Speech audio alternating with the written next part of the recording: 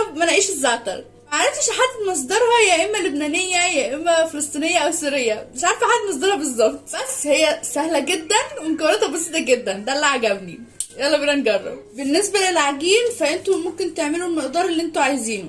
معايا هنا 5 كوبايات دقيق، كيس خميره مهم جدا، معلقه كبيره سكر ومعلقه صغيره ملح. الزعتر بقى معايا هنا كوبايه زعتر، انت هتروحي للعطار تقولي عايزه اوراق زعتر، بتاخديها وتطحنيها انتي، ما تستنوش مطحون لان احنا مش عايزين الزعتر مطحون ناعم قوي. ومعايا هنا نص كوبايه سمسم محمص، معلقتين كبار سماق او سميق حاجه زي كده تلاقي عند اي عطار عادي، معلقتين كبار ملح. وطبعا مش هستخدم الكميه دي كلها، انا هحط على قد كوبايه الزعتر. ويلا بينا للطريقه.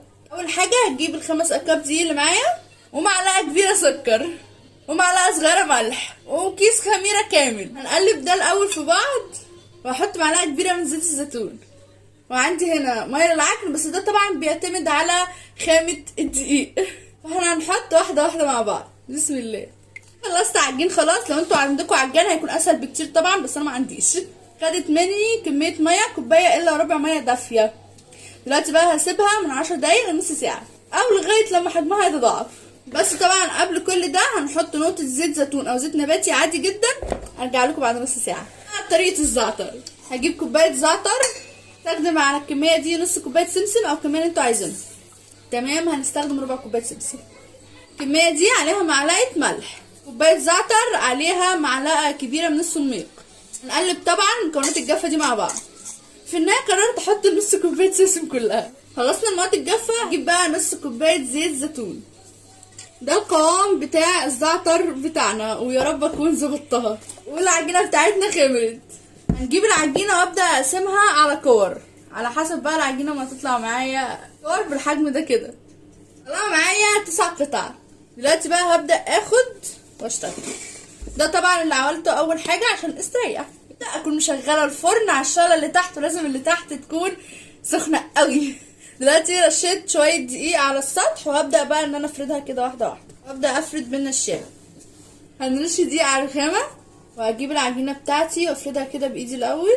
ابدا ان انا افرد بالنشابه على هيئه دواير. طبعا انتوا ممكن تتحكموا في حجم القرص، ممكن تخلوه مثلا صغير كبير اللي انتوا عايزينه، تبقى بالسمك اللي انتوا شايفينه ده. دهنها الزعتر. قبل ما نحط الزعتر لازم نعملها بالشوكه، بس انا نسيت فمش مشكله، هعملها دلوقتي. هدخلها الفرن على درجه 90 او 180، مش عارفه اوي بالظبط الصراحه، بس عامه هجربها على الدرجتين. سيبها لمده 25 دقيقه بالكتير قوي، او لغايه لما تتعمل معايا، طبعا ده على حسب كل فرن. وخلصنا المناقيش. ده بيبقى شكلها اهو، ومن ورا كمان اهو، بيطبقوها كده يا سلام. ممكن كمان تحطوا عليها جبنه، اي نوع جبنه انتوا عايزينه، انا شفتهم بيعملوا كده الصراحه، تبقى من جوه كده. خد يا محمد بقى، يلا ندوق. بسم الله. تحفه. منقوشه الزعتر دي طلعت جامده جموده، لذيذه جدا جدا جدا والله بجد. هما بيستخدموها كفطور اعتقد. اتمنى تكون معلوماتي صحيحه. جربوها ومش هتندموا، سهله وجميله جدا ولذيذه جدا جدا جدا. انا كده خلصت. اللي عايزين مني حاجه تانية متنسوش تقولولي. باي.